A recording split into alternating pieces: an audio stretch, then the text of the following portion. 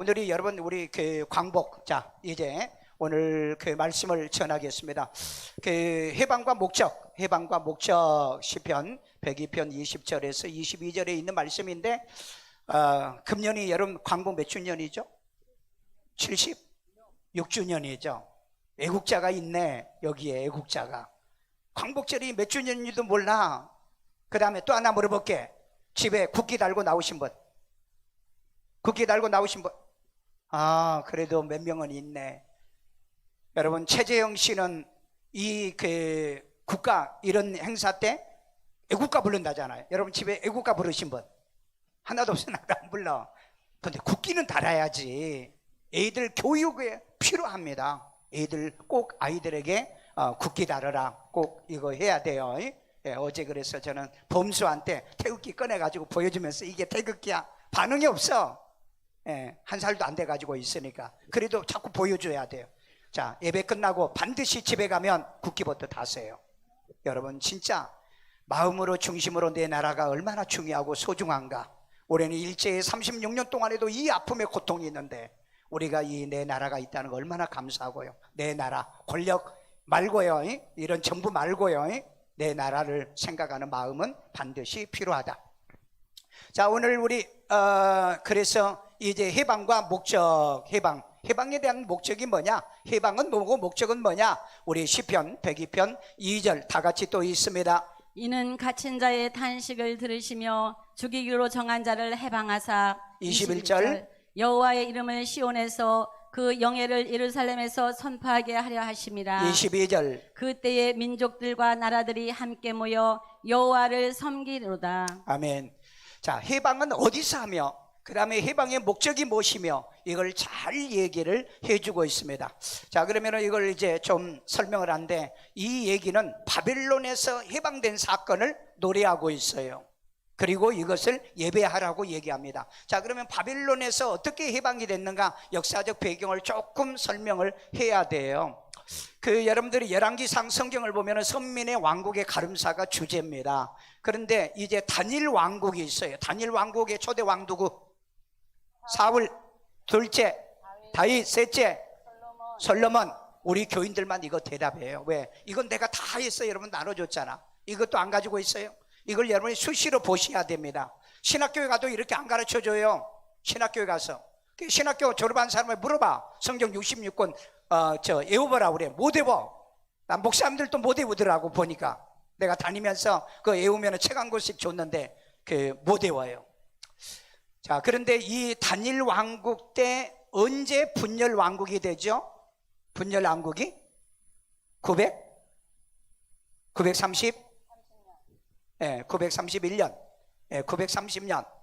자, 이 열왕기 상에도 보면은 12장에 보면 1장에서는 단일 왕국에 대한 얘기를 하고 있고 12장에서는 이 분열 왕국에 대한 얘기가 나와요. 이게 왕국 가름사입니다. 선민의 왕국 가름사가. 자, 그러면은 왜 이 단일 왕국에서 분열 왕국으로 이 나라가 갈라지느냐? 뭐 때문에 갈라지겠어요? 권력 싸움. 그 다음에 뭐요? 하나님께 범죄. 우리나라도 마찬가지예요. 권력 싸움으로 북한은 김일성이, 남한에는 이승만, 권력 싸움에서 남북이 갈라지게 됐죠. 그 다음에 그들은 뭐요? 하나님을 반역했죠. 남한은 그래도 하나님을 반역하지 않은 크리스찬이 대통령이 된 사건이 있습니다. 자, 그리고 난 다음에 이제 12장에서 보면은 남북이 분열된데 북왕국은 이스라엘, 남왕국은 유다로 이제 명칭을 갖게 됩니다. 자, 그래서 이제 남북 왕조의 역사가 열왕기 하에 보면은 남북 역사가 나옵니다. 남북 왕조의 역사요. 이건 여러분에게 이미 내가 도표로 만들어줬고 맥마이크로 맥성경에 이미 여기 다 들어가 있어요. 이걸 요약한 게 바로 맥마이크로 맥성경입니다. 자, 그 다음에 이제 이 남북 흥망사의 북왕국은 어떻게 멸망했고 여기 남북 왕조를 얘기하면서요. 그 다음에 유다 왕국은 어떻게 돼가는가, 어떻게 해서 망해가는가 이 얘기를 하고 있어요. 그때 에레미야 선지자가 나타나서 말하기를 제발 하나님을 떠나지 말고 말씀을 버리지 말고 율법을 버리지 말고 하나님께 예배를 드리도록 권면을 하는데 이것들이 말을 안 들어요. 그래서 에레미야 6장에 보면은 에레미야가 메시지를 전하니까 뭐라 그래요? 욕한다고 그랬잖아요. 욕한다고. 그래서 예레미야를 잡아다가 감옥에 넣고 돌로 때리고, 그래서 예레미야가 너무 낙심이 나가지고 그래서 설교를 안 하고 도망가 버렸어요. 그런데 숨어 있는데 하나님이 너무 가슴을, 네 민족이 이렇게 망해가는데 너 침묵하고 있을 거냐, 가슴에 방망이질을 했다. 답답해가지고 다시 나와서 말씀을 애치기 시작합니다. 예레미야 42장 정도 가면은요, 이스라엘 백성들이 바빌론에 쳐들어와가지고 우겨싸니까 예레미야를 찾아와요. 우리에게 말 좀 해달라. 하나님의 뜻이 뭔가. 그런데 하나님께 물으니까 이제 끝났다 그랬어요. 끝났다. 그래서 너희들은 바빌론으로 잡혀가라. 그러면서 이방인들도 그때 이제 심판받을 거다. 너희를 괴롭히는 이방인들도 심판받을 거다. 그리고 이제 그 52장 보면은 여호야긴이 석방됨으로 인해서 유다가 70년이 되고 난 다음에 이제 돌아와서 해방이 될 거다 그랬어요. 바로 이 해방이 될 것이다라고 하는 얘기를 노래하는 것이 바로 시편 102편이라는 거예요. 102편. 그걸 여러분들이 아시고요. 자, 그러면은 이제 돌아온 과정이 어떠냐? 이 바벨론에서 1, 2차 귀환인데 이건 에스라 성경에 나오는 얘기예요. 에스라 성경의 1대부분은 뭐냐면 1차 귀환을 해가지고 성전을 재건하게 됩니다. 그런데 사마리인들이 반대를 해요. 그래서 16년 동안, 14년에서 16년 동안 성전 재건을 못하고 있을 그때에 에스라가 2차로, 이때 1차는 스룹바벨이 왔고 2차에 에스라가 2차 귀환을 해가지고 그 다음에 그 백성들에게 개혁 운동을 합니다. 왜 이런 일이 벌어졌느냐? 우리가 하나님 말씀을 안 지켜서, 회개를 안 해서, 우리의 조상들이 범죄해가지고, 그리고 회개 운동을 일으키는 게 에스라 성경이에요. 그 다음에 이제 바벨론에 3차 귀환하는데 이게 누가 그러냐? 느헤미야가 3차로 백성들을 데리고 돌아와요. 그런데 이 백성들을 데리고는 이 사람들은 다 어떤 사람이냐? 바벨론에서 말씀 운동했던 사람들입니다. 말씀 운동을 했던 사람들을 데리고 돌아오게 돼요. 이게 이제 3차 귀환인데 3차 귀환에서는 성벽을 재건합니다. 이 사람이 총독으로 와요. 아닥사스 왕에게 허락을 받아가지고 나를 팔레스틴에 총독으로 보내달라. 그래가지고 총독으로 와가지고 52일 동안 성벽, 예루살렘의 성벽을 전체 다 재건을 합니다. 왜 그렇게 빨리 했느냐? 방해하니까 몰래 52일 동안 여의똥 해가지고 52일 만에 그냥 성벽 공사를 다 만들어 버렸어요. 그래가지고 이제 사람들이, 그 사마리아 사람들이 깜짝 놀래가지고, 저 이스라엘을 흥황케 하는 저놈을 어떻게 없애야 되느냐. 그래가지고 공격하고 많은 어려움도 있었는데 어쨌든 잘 맞춰서 이 성벽 재건하고, 그 다음에 후반부의 8장 이후에 보면은 에스라와 더불어서 부흥운동을 하게 됩니다. 그래서 자기 민족의 심령을 부흥시켜야 돼요. 오늘 여러분들도 이제 예배를 제대로 못 드리다가 오늘 오신 분들 심령의 부흥이 일어나야 돼요. 예배는 드려야 되겠구나. 교회는 와야 되겠구나. 예배는 드려서 승리해야 되겠구나. 말씀은 드려야 되겠구나. 이런 마음이 생겨지기를 주의 이름으로 축원합니다. 깔아지면 죽어요. 깔아지면 깔아지면 죽는다. 그러니까 그 바벨론에 가가지고 70년 동안 고생을 하고 돌아와서 진짜 하나님 앞에 회개 운동을 해요. 그래서 우리 그런 말이 있잖아요. 너 좋은 말 할 때 말 들을래? 맞고 말 들을래? 우리 그런 말이 있죠. 그러면 여러분, 맞고 말 들을래요? 아니면 좋은 말 할 때 말 들을래요? 확실해요? 좋은 말 할 때 하나님 말씀이 이렇게 전해질 때 그때 말 듣고 살아야지. 나중에 얻어 터지고 하나님 앞에 뭐 살려달라 뭐 해달라 그러면 끝난 거예요. 그 방법이 없다 이 말이 방법이에요. 자, 그래서 이제 바벨론에서 3차에 이제 들어오게 되는데, 이걸 다시 정리하면은 이렇게 이스라엘이 우리 강원도만한 나라예요. 강원도만 나라인데 이 두 나라가 쪼개져 버렸어. 이 분열 왕국 때, 단일 왕국 때는 하나였는데 쪼개졌어요. 그런데 북왕국은 왕이 누가 됐어요? 여로보암. 여로보암. 남왕국은 르호보암이야. 이 르호보암은 누구 아들이에요? 솔로몬 아들이 솔로몬. 그래서 여기가 이제 정통이고 여기는 이제 여로보암이 이제 권력을 한번 쥐고 휘둘려 봐야 되겠다 생각하고 북왕국을 만들게 되는 거죠. 그래서 여기는 10개 지파, 여기는 2개 지파, 뭐 하나라고도 하는데 여기는 이제 2개 지파입니다. 자, 그리고 결국은 이 북왕국은 멸망을 해요. 멸망을 합니다. 왜 멸망을 하죠? 하나님 떠납니다. 예배 떠나요. 그 다음에 말씀이 떠나요. 모든 것이 떠나고 난 다음에 멸망을 하게 됩니다. 그리고 남왕국은 결정적으로 이제 실수한 게 요시야 왕입니다. 요시야 왕은 종교 개혁주의자예요. 정말 훌륭한 왕인데 이놈이 정치력이 없어가지고 애굽의 바로 누고가 이 갈그미스 전투에 이 아수르를 점령하러 올라가는데 지가 딱 버텨서 가지고 못 올라가. 그러니까 애굽의 바로가 그러면 너부터 죽어. 그래가지고 이 요시야를 죽여요. 이렇게 머리가 멍청한 지도자가 있어요. 여러분, 머리 멍청한 것은 여러분 절대 대통령 만들면 안 됩니다. 네. 대통령이 머리가 나쁘면은요, 국민을 가난하게 만들고 나라를 위기에 빠뜨리는 거예요. 이 요시야가 종교 개혁주의자, 신앙은 정말 좋은 사람이었지만 그런데 판단력이 없었던 거예요. 판단력이 없었던 거예요. 그러니까 쥐가 올라가서 죽어버리니까 여러분, 이제는 국군이 세버린 거죠. 국군이요. 그리고 난 다음에 누고가 요시야가 죽고 난 다음에 요아스라는 아들을 왕으로 세워놨어요. 그러니까 누고가 갈그미스 전투에 갔다가 내려와 보니까는 좀 뭡니까, 지구들 마음대로 왕을 세웠어. 그래가지고 왕을 갈아치우는 게 누구냐? 바로 요야김입니다. 요야김이에요. 요야김을 왕으로 세워놓고 애굽으로 이제 내려가죠. 그 다음에 바벨론이 와가지고 또 보니까는 왕을 지구들 맘대로 이제 세워놨거든요. 그래서 이 요야김이 다음에 이 요야긴이 왕인데 이 사람을 잡아가요. 잡아갑니다. 그리고 잡아가고 난 다음에 시드기야를 왕으로 세워놨는데 이 시드기야가 또 바벨론을 배신해요. 그래가지고 잡아다가 눈을 빼고 자식들을 다 죽이고 마누라까지 다 죽이고 이 시드기야를 데려갑니다. 그리고 이 요야긴은 바벨론 데려갔다고 그랬죠. 그래서 에레미야 성경의 마지막에 요야긴이 석방될 것을 예언하는 것이 민족 해방의 바로 이 사인이었다라고 내가 얘기를 했죠.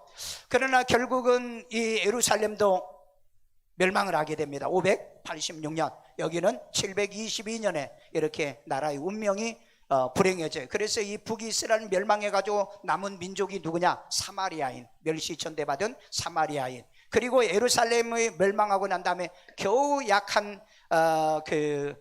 5만 명, 나머지 돌아온 사람이 5만 명이 안 될 정도로 이 바벨론으로 잡혀가게 되는 거죠. 그래서 여기는 가서 실컷 연단받고 그리고 말씀 운동하고 다시 이제 돌아오게 됩니다. 이걸 다시 정리할게요.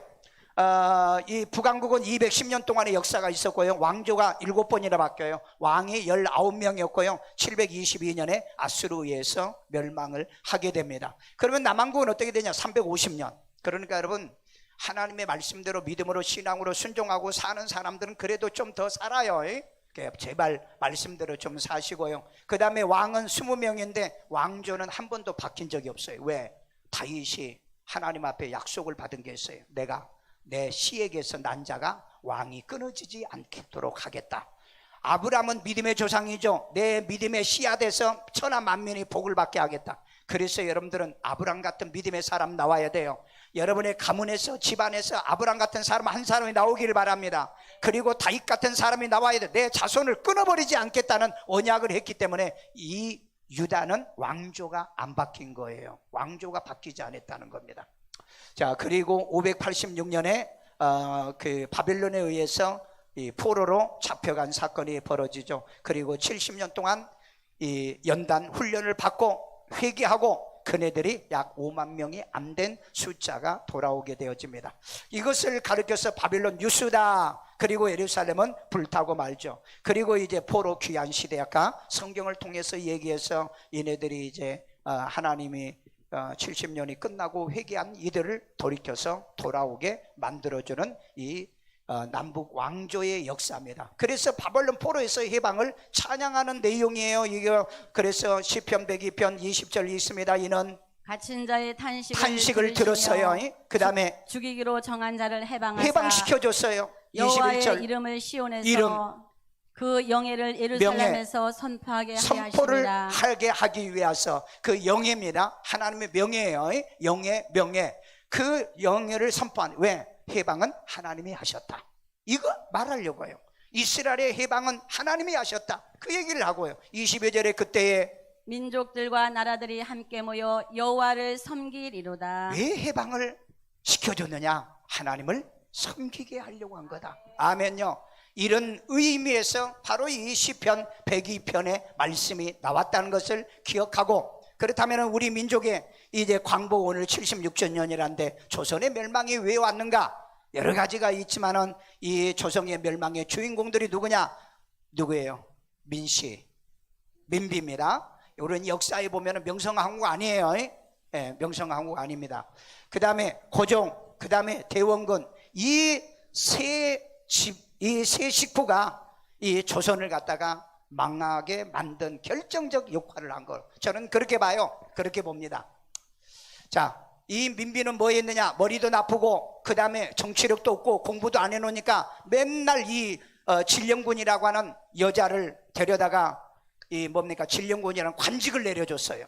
돈도 어마어마하게 주고요, 전답을 주고요. 그리고 맨날 일만 있으면 점을 치는 거예요. 아니, 국사를 점쳐가지고 되냐고요.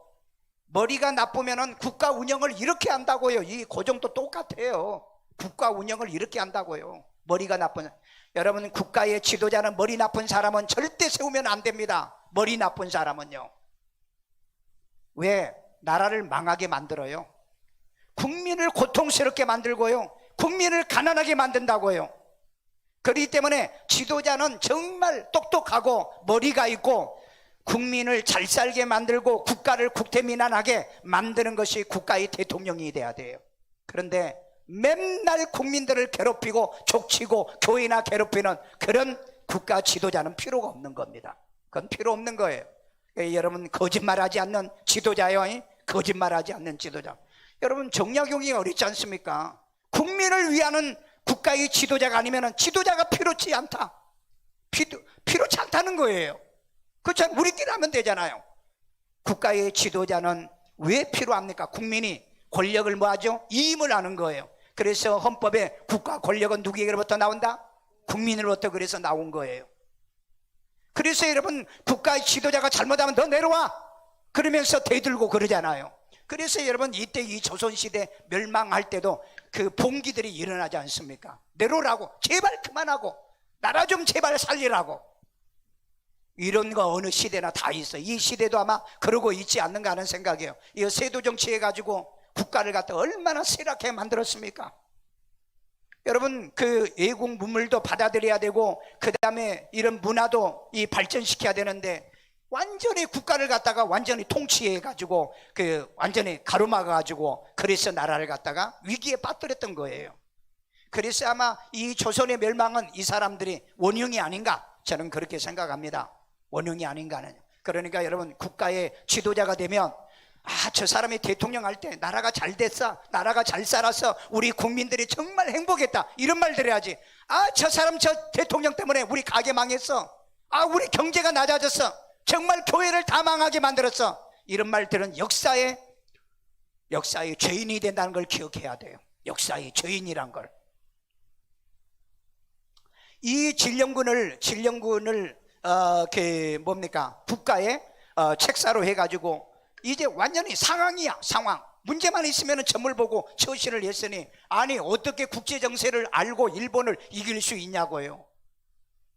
그래가지고 이 여자의 진령군의 무당의 얘기를 듣고 12,000봉에다가 쌀을 갖다 바치고 제사를 지내라고 그래가지고 12,000봉에다가 산마다 전부 다, 아마 내가 생각할 때는 저 백두산이나 그 다음에 강원도나 이런 봉우리마다 전부 다 이런 제사를 지내지 않았는가. 역사의 신문의 기록에 보니까 1년 내내 매일 궁궐에서 제사를 지냈더라고요.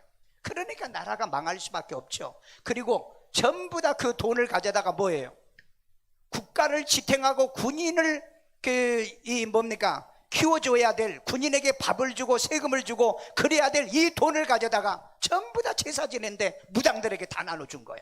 그게 나중에 이 진령군을 잡아놓고 보니까는 얼마나 재산과 재물을 축적을 많이 했는지.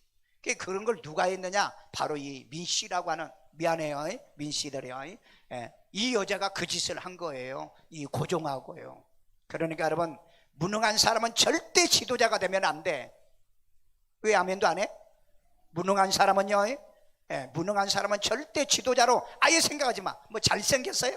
말을 멋있게 했어요? 미남이었어요? 그러니까 국민들이 고통을 당하잖아요. 국민들이 이 4, 5년 동안에 얼마나 고통을 당하냐고요.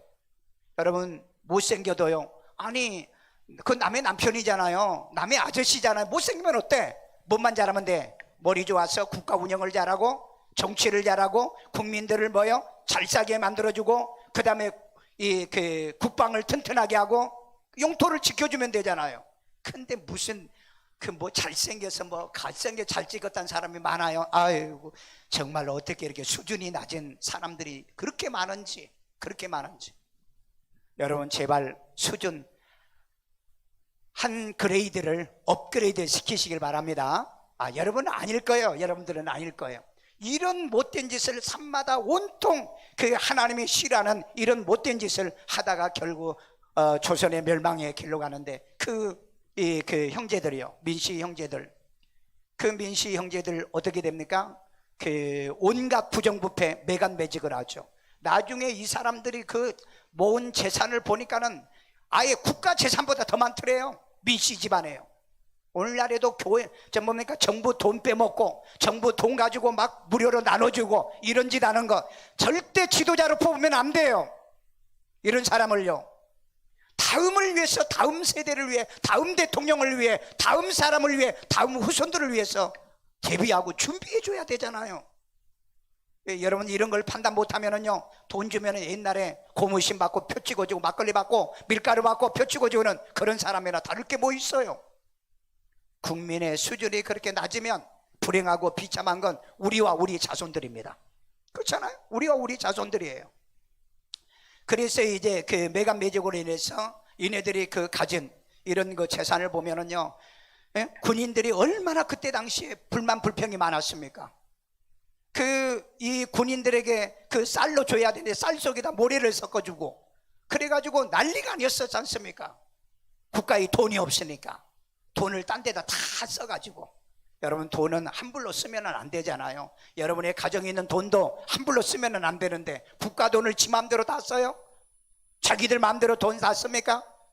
여러분, 정말 지도자에게요, 정말 여러분이 정신 차리도록 여러분이 행동하셔야 돼요. 그래가지고 일어난 게 뭐죠? 동학 농민운동이었습니다. 이때 일어난 게 전라도에서 일어나죠. 전라도요, 전봉준이가 농민운동을 일으키는 거예요. 왜 일으켰느냐? 아니, 매각매직으로 인해서 군수들이 내려와가지고 아니 저수지 물도 팔아먹는 거예요. 너네 물을 대는데 온갖 세금을 수탈해가고 돈 뜯어가고 그러니까 농민들이 이거 못 살겠다 일어나자 호미 낫 꽁깽이를 들고 일어났던 거예요. 그런데 강군하고 싸웠는데 강군을 이겨버린 거야, 이 동학혁명에. 그러니까 민비가 큰일 났거든요. 그러니까 청나라에다가 도와서 우리나라 좀 도와주세요 하고 청나라를 끌어들인 거예요. 자기 국민들을 죽이기 위해서 청나라를 끌어들인 겁니다. 이런 멍청한 그 무리가 있냐고요. 그래가지고 결국 청나라를 끌어들였는데 그때 일본하고 이제 텐진 조약을 맺어가지고 뭐 조약을 했는데 전쟁이 일어나게 되죠. 전쟁이 일어나요. 그러니까 조선이 바로 이제 청나라 이 일본의 전쟁터가 돼버린 거예요. 여러분, 현명하고 지혜로운 지도자는요, 전쟁을 하되 자기 영토에서는 안 하는 겁니다. 남의 나라 영토에서 전쟁을 해요. 이게 세계의 전쟁사를 보면 똑똑한 머리를 가진 지도자들이에요.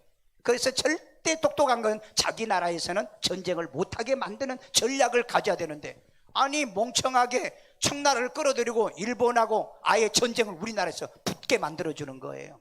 그래가지고 결국은 동학농민을 제압을 하게 되죠. 그래서 이제 이 동학농민은 결국은 스스로 자기들이 이제 포기하고 돌아갔는데 나중에 그 동학농민 전봉준이란 전부 다 이제 학살을 하게 됩니다. 이런 비참한 일이 조선 말기에 일어나요. 결국은 여러분 일본의 천황이 메가드 장군 앞에서 항복 문서에 서명을 함으로 인해서 대한민국에 광복이 오게 됩니다. 이런 불행한 비참한 사건이 우리 역사에 있었다는 겁니다. 그때 교회는 어땠습니까? 여기 읽어보세요. 1900 몇 년? 38년? 10월, 9월, 10일. 이때 무슨 일이 있었느냐? 조선 기독교 몇 차 총회?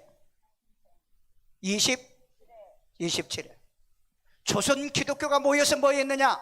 조선 기독교에서 천황을 신으로 인정한다 선언하고 천황 숭배를 결의하는 날이 이 날이었어요. 교회가 이 모양 이 꼬라지였습니다. 그러니까 교회가 일제 이 시대에 교회가 죽어버린 거예요. 교회가 죽어버린 거라고. 그러면 이 시대도 여러분 신앙이 죽어버리면 우리도 이런 비극과 비참한 상황에 빠져들어갈 수가 있어요. 정신 바짝 차려요. 어느 나라든 어떤 시대든 간에 교회가 죽으면 그 나라의 운명이 비참하게 되어집니다. 그래서 여러분 일제도 교회를 가장 싫어한 이유가 뭐죠? 기독교인들이 저항력이 강하거든요. 하나님 말씀에 공의와 정의가 있거든요. 북한이 왜 교회를 말살 정책을 폈죠? 공의와 정의가 있거든요. 왜 이 좌파 정권이 교회를 이렇게 괴롭히죠? 공의와 정의를 가진 기독교인들이 많거든요. 그래서 교회를 우선 괴롭혀 보는 겁니다. 괴롭혀 보는 거예요.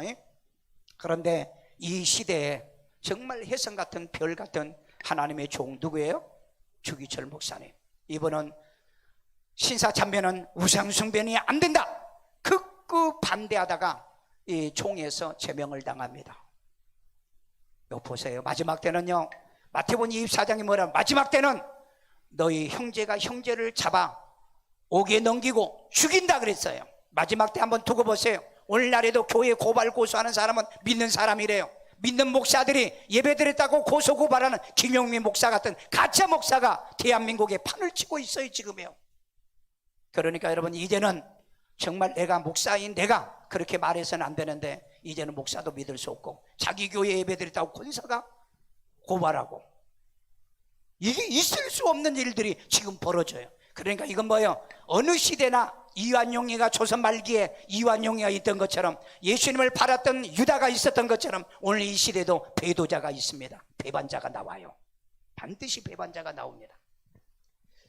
그래서 이 시대의 한국교회에 그래도 희망의 등불을 하나님 앞에 끄지 않는 주기철 목사님, 한상도 목사님 같은 순교자의 목사님들이 나오기 시작했다고요.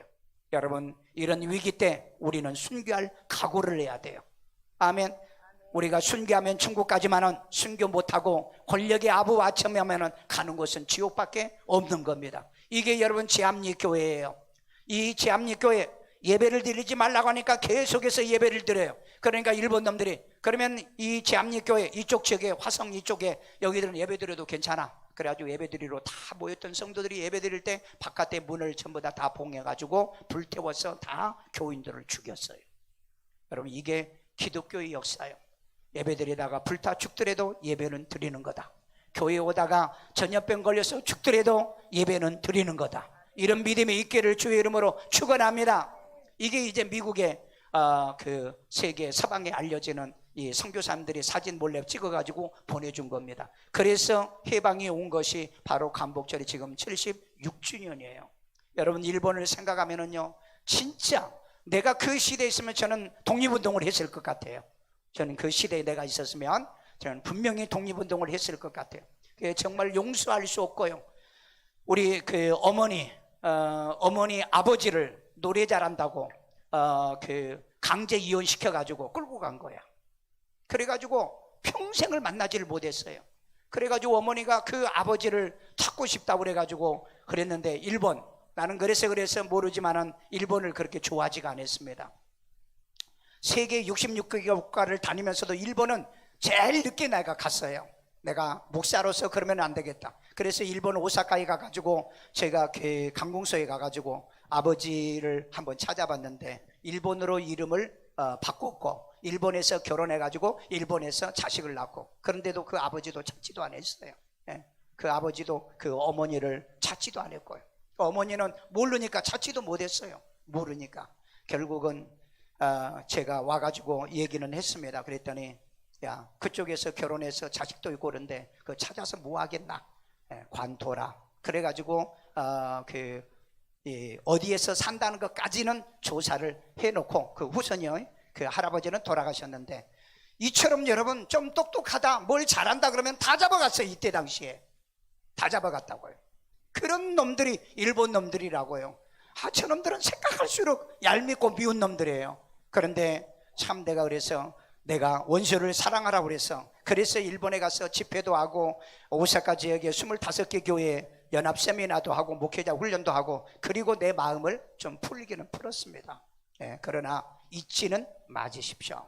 일본은 언젠가는 기회가 되면은 이 대한민국을 또 삼키려고 온갖 술책을 다 펴기 때문에 우리는 절대 그 아픔에, 우리의 조상들의 그 아픔, 우리의 그 선조들의 순교 사상을 여러분이 잊지 않기를 주의 이름으로 축원합니다. 마지막 결론입니다. 우리는 죄와 사망의 법에서 이제는 해방을 받아야 돼요. 자, 우리 로마서 8장 2절 다 같이 읽습니다. 이는 그리스도 예수 안에 있는 생명의 성령의 법이 죄와 사망의 법에서 너를 해방하였습니다. 자, 우리가 일제시대 때 나라가 해방되어 있고요, 그 다음에 우리 개인의 육체가 해방당했죠. 그렇다면 우리는 영적으로 해방을 당해야 되는데 죄와 사망의 법에서 해방을 당해야 된다. 그러면 해방을 시켜주는 분 누구다? 예수 그리스도십니다. 아멘요? 확실해요? 그분이라는 거. 그리고 이것은 그 시편 102편은 그 바빌론에서 해방된 것을, 우리 조선에서 해방된 것을 우리는 뭐예요? 선포하고, 그 다음에 우리는 함께 모여 하나님의 이 일을 이루셨다고 얘기를 해야 되잖아요. 조선의 해방에 이 그 불꽃이 안중근이라고 한다면은 이 한국 교회 이 일제 신사참배의 죄악에서 불꽃이라고 한다면은 주기철 목사님이십니다. 어느 시대 한 인물들은 반드시 이렇게 나와요. 이 시대에 믿음의 저항, 신앙의 이 저항에 운동하는 가운데 바로 여러분이 돼야 될 줄로 믿습니다. 내 가정의 믿음의 조상이 되시고요, 다윗과 같은 믿음의 사람들이 되시기를 주의 이름으로 축원합니다. 그런데 오늘날 한국 교회는 배교하고 있어요. WCC와 WEA를 보십시오. 이네들이 전 세계 종교 통합을 통해서 이제는 배교의 물결을 만들어가고 있다 이 말이에요.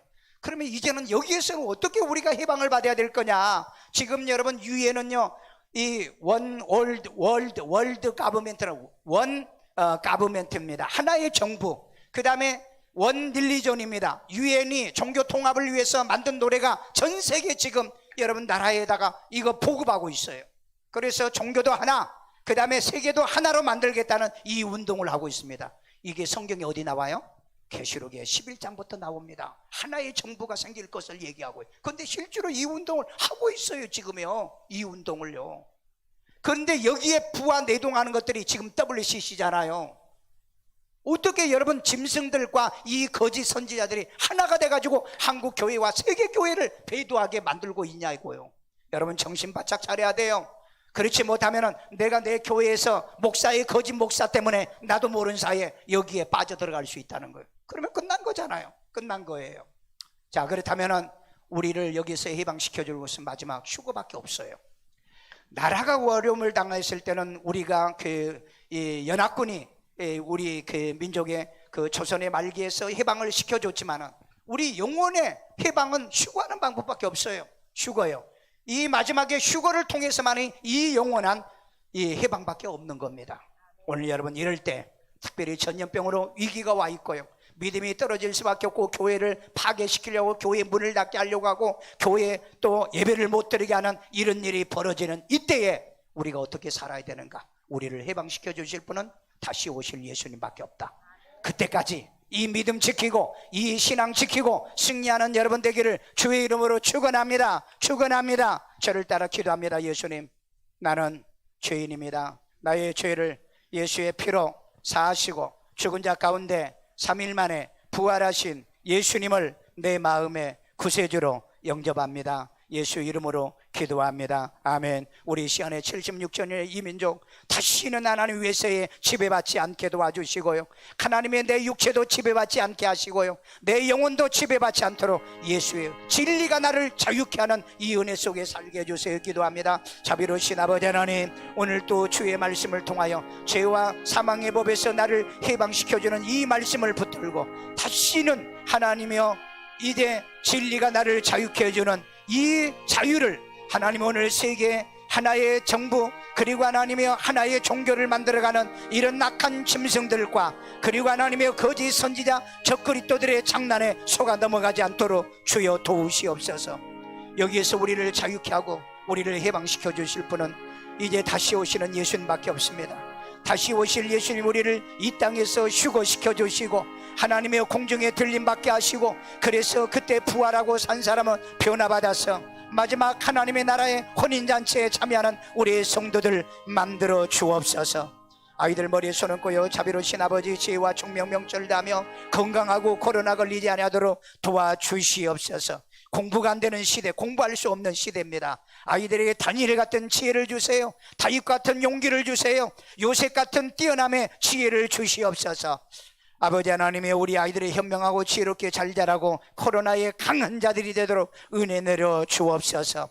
아픈 데 손 얹고 여자비로우신 하나님, 치료의 능력이 임할지어다. 예수님께서 채찍에 맞으심으로 나음을 입었사오니 예수님으로 병은 떠나갈지어다. 질병에서 벗어날지어다. 건강할지어다. 아버지, 내 가족 식구들에게도 예수님으로 건강의 복을 더하여 주옵소서. 하나님의 능력을 믿습니다. 우리 교인들이 코로나 걸렸다는 말 듣지 않도록, 하나님의 코로나로 죽었다는 말 듣지 않도록 막아주시고 지켜주시고, 백신 맞은 사람에게 항체가 속히 생기게 하시고, 백신을 맞지 않아도 항체가 생기는 능력과 기적이 임하게 하여 주시옵소서. 아버지, 모든 사람들이 예배가 회복되고 신앙이 회복되는 이 은혜와 이 믿음을 더하여 주시옵소서. 예수님의 이름으로 하나님을 또 주 앞에 드리오니, 특별히 경제가 위기가 오고 경제의 어려운 이때에 돈 버는 제주도 능력도 이 물권의 권세를 대하여 주시옵고 축복의 씨앗 되게 하여 주옵소서. 예수님의 이름으로 기도드리옵나이다. 아멘.